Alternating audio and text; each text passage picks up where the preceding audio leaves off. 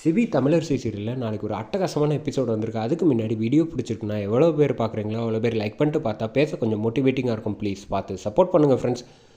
Samyuktha நினச்சபடியே மணமேடையில் CP பக்கத்தில் உட்கார ஆரம்பிச்சிட்டாங்க. இனி இந்த தமிழால் தொந்தரவு இல்லை. நல்ல வேலை அவள் போய் மட்டும் உண்மையை சொல்லியிருந்தா அவன் நம்ம இப்போ எல்லா ஆசையும் நிறைவேறாமல் போயிருந்திருக்கும். இந்த ஜனாமாவோட மொத்த சொத்தையும் நம்ம கைக்குள்ளே எடுத்துக்கிட்டு இந்த சிபிலேருந்து எல்லாரையும் விரட்டி விட்டுற வேண்டியதா அப்படின்னு சொல்லிட்டு மணமேடையில் உட்காந்துக்கிட்டு இருக்காங்க. அந்த சமயத்தில் தான் அங்கே கரெக்டாக ஏற்கனவே ஜனா ஃபோன் பண்ணி சொன்னபடியே கரெக்டாக வண்டி நம்பர்லேருந்து எல்லாத்தையும் கண்டுபிடிச்சி கோவிலுக்கு ஏற்கனவே இசை சொன்னதை வச்சு கரெக்டாக அந்த இடத்துக்கு போயிடுறாங்க. போயிட்டு டிஷ்ஷும்னு அட்டகாசமாக அதிகாரிங்க சிவாவும் சரி அயலியும் சரி ரெண்டு பேரும் அட்டகாசமாக சண்டை போட்டு இந்த பக்கம் தமிழை மண்டபத்துக்கு அழைச்சிட்டு வந்துகிட்டு இருக்காங்கன்னே சொல்லலாம். அந்த சமயத்தில் ஜானுவால் என்ன செய்கிறதுன்னு தெரியல. நம்ம நினச்சபடி நிச்சயமாக கல்யாணம் நடக்கும் அப்படின்னு சொல்லிட்டு மனசை வைராக்கியத்தோடு இன்னமும் இருக்காங்க.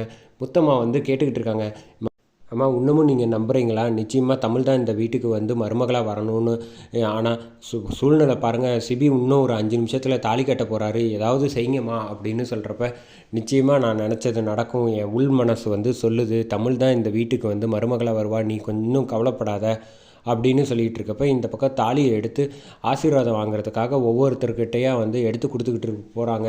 அந்த சமயத்தில் கணேசன் கிட்ட சொல்லிகிட்டு இருக்காங்க, நம்ம பொண்ணு வாழ்க்கை இப்படி வீணாக போயிடுச்சு, சிபியும் ஏற்றுக்க முடியாதுன்னு சொல்லிட்டான். இப்போ என்னடானா இந்த சம்யுக்தாலாம் எல்லா சொத்தையும் அடைய போகிறா, இதுக்காக தான் நம்ம இத்தனை வருஷம் காத்திருந்தோமா அப்படின்னு சொல்லிட்டு கணேசனோட மனைவி கேட்டுக்கிட்டு இருக்கப்ப நீ கொஞ்சம் நேரம் அமைதியாக இரு, எல்லாம் நான் பார்த்துக்கிறேன், நம்ம கையை மீறி போயிட்டுருக்கு, இப்போதைக்கு கொஞ்சம் பொறுமையாக இரு, என்ன நடக்குதுன்னு பார்ப்போம், கடைசி நேரத்தில் தமிழ் வேற காணும், எனக்கு என்னமோ சந்தேகமாக இருக்குது அப்படின்னு சொல்லி கணேசன் சொல்லிகிட்டு இருக்காங்க.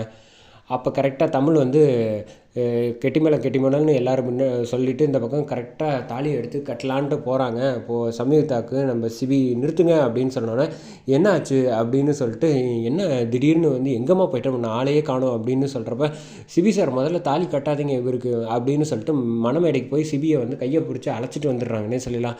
ஏய் எதுக்காக நீ தேவையில்லாமல் இப்போ என் கல்யாணத்தை நிறுத்துற அப்படின்னு சொன்னோம். வாயை மூடு, பேசாமல் இரு, உங்ககிட்டலாம் பேசணுங்கிற அவசியமே எனக்கு கிடையாது அப்படின்னு சொல்லி சம்யுக்தாட்ட சொல்லிட்டு ஜனா கேட்க ஆரம்பிக்கிறாங்க.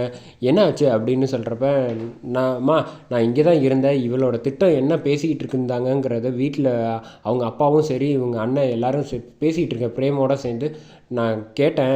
இந்த மாதிரி மொத்த சொத்தையும் எப்படியாவது உங்களை ஏமாற்றி கையெழுத்து வாங்கிட்டு உங்களை நடுத்தருவுக்கு விட்டுறணும் அப்படிங்கிறது தான் இவளோட லட்சியம் அப்படின்னு சொல்லி இந்த பக்கம் சொல்லிகிட்டு இருக்காங்க. சிபியும் ஏமாற்றிடலாம் அவன் சுலபமாக அப்படிங்கிற மாதிரி பேசிகிட்டு இருந்தாங்க அப்படின்னு கேட்டோன்னே சிபிக்கு சமக்கம் வந்துடுது. என்ன நிஜமிலேயே தான் சொல்கிறியா, நான் ஏன் சொல்ல போகிறேன் அப்படின்னு சொல்லிட்டு தமிழ் சொன்னால் எல்லா விஷயமும் சரியாக தான் இருக்கும் அப்படின்னு சொல்லிட்டு கணேசன் தமிழுக்கு சப்போர்ட் பண்ணி பேச ஆரம்பித்தோன்னே இந்த பக்கம் சிபியோட ஃப்ரெண்டு என்ன திடீர்னு இவர் இப்படிலாம் பேசிகிட்டு இருக்காரு அப்படிங்கிறப்ப வெண்பா நீ ஒன்றும் கவலைப்படாத, நம்ம சிபியோட வாழ்க்கையை மணமேடையில் வந்ததுக்கப்புறமா அவனுக்கு கல்யாணம் நடக்காமல் இருக்கக்கூடாது, நீ முதல்ல மணமேடைக்கு ஏறி உட்காரு அப்படின்னு சொல்கிறப்ப நிறுத்துங்க, என்ன ஆளாளுக்கு வாழ்க்கையில் விளாட்றீங்களா, இதெல்லாம் என்னால் ஏற்றுக்க முடியாது, என்ன சம்யுக்தா இதெல்லாம் நீ தான் இப்படி தமிழை அழைச்சிட்டு போனியா இந்த மாதிரி ஆளை வச்சு அப்படின்னு சொன்னோன்னே ஆமாம் சிபி எனக்கு வேறு வழி தெரியல அப்படின்னு சொன்னோன்னே சிவி சமக்கம் வந்துடுது. ஒன்றை போய் நான் நம்பினேன் பாரு அப்படின்னு சொல்லிட்டு இந்த பக்கம் சத்தம் போடுறாங்க.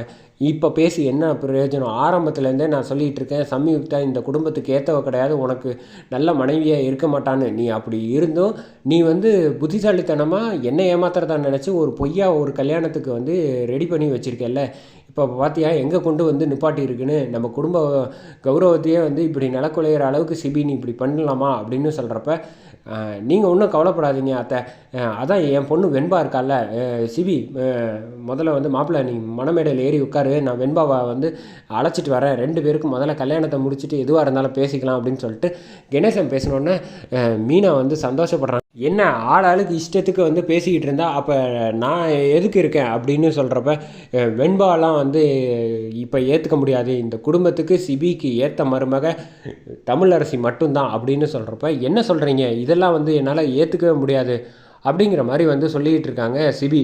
இங்கே பாரு, நான் ஒரு விஷயம் சொன்னால் அதை நீ கேளு, 1000 அர்த்தங்கள் இருக்கும், எனக்கு அப்புறம் நம்ம மொத்த குடும்பத்து சொத்து எல்லாத்தையும் கட்டுக்கோப்பாக பார்த்துக்கிற ஒரே பக்குவம் தமிழுக்கு மட்டும்தான் இருக்குது அப்படின்னு சொல்லி இந்த பக்கம் பேச ஆரம்பிக்கிறாங்க.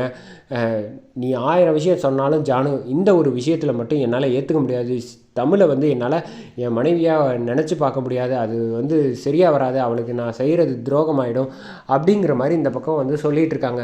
நீ சொல்கிறதையே வந்து சொல்லிகிட்டு இருந்தால் என்னால் கேட்கணுங்கிற அவசியம் கிடையாது. நான் சொல்கிறத முதல்ல கேளு அப்படிங்கிறப்ப, இல்லை ஜானு, நீ 1000 தடவை சொன்னாலும் உன் பேச்சை என்னால் கேட்க முடியாது. இந்த ஒரு விஷயத்தில் மட்டும் விட்டுரு. நீ சம்யுக்தாவை கல்யாணம் பண்ணக்கூடாதுன்னு சொல்கிறியா, அதை வந்து நான் ஏற்றுக்கிறேன். அதை விட்டுட்டு நீ இப்படி ஒரு விஷயத்தை எங்கள் வாழ்க்கையில் வந்து திணிக்காத அப்படிங்கிற மாதிரி சொன்னோன்னே ஜெகதாம்பாள் வந்து அதிரடியாக கையில் ஒரு பொருளை வச்சுக்கிட்டு இந்த பக்கம் முடிவு பண்ணுறாங்க. அதை பார்த்தோன்னே தடுமாறுறாங்க. இப்போ நீ உன் முடிவை என்ன சொல்ல போகிற அப்படின்னு சிபிக்கிட்ட கேட்டோன்னே அதிர்ச்சி ஆகுறாங்க நம்ம தமிழரசி. அதோட முடியுது.